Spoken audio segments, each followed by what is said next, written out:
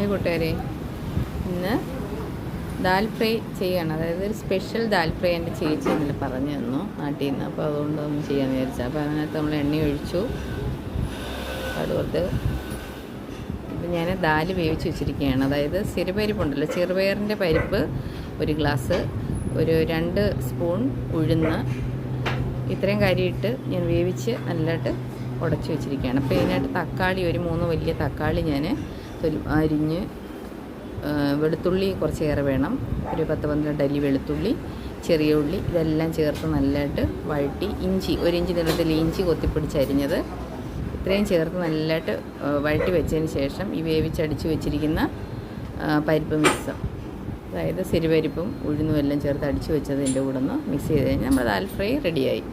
വറ്റൽ മുളകും കൂടെ കടുക് വറക്കുമ്പോൾ ഇട്ടേക്കണം. ഞാൻ പറയാൻ മറന്നു പോയതുകൊണ്ടാണ്.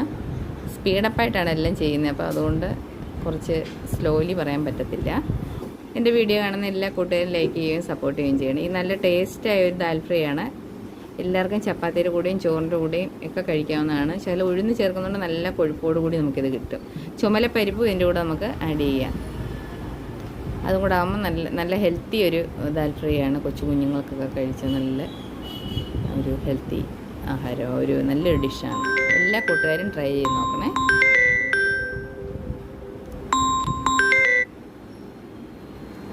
കണ്ടോ നമ്മുടെ ഇത് നമ്മൾ ഒരുപാട് അങ്ങ് തിളയ്ക്കാതെ നല്ലതായിട്ടൊന്ന് ലൈറ്റ് ചൂടാക്കി എടുത്താൽ സൂപ്പർ ദാൽ കറി തയ്യാർ. ഇനി നമുക്ക് ചപ്പാത്തിയുടെ കൂടെ, നമുക്ക് ചപ്പാത്തിക്കാണ് ഞാനിത് ചെയ്തത്. അപ്പോൾ മോള് ചപ്പാത്തിയുടെ കൂടെ കഴിക്കുന്നവരുടെ കൂട്ടുകാരെ കാണിക്കാം. കണ്ടോ നല്ല ടേസ്റ്റായിട്ട് കഴിക്കുകയാണ്. ദാൽ കറി വലിയ പിടുത്തമല്ല, പക്ഷേ ഇത് ഇഷ്ടപ്പെട്ടു എന്നാണ് പറഞ്ഞത്. കണ്ടോ, എല്ലാവരും ട്രൈ ചെയ്ത് നോക്കണേ. Thank you friends.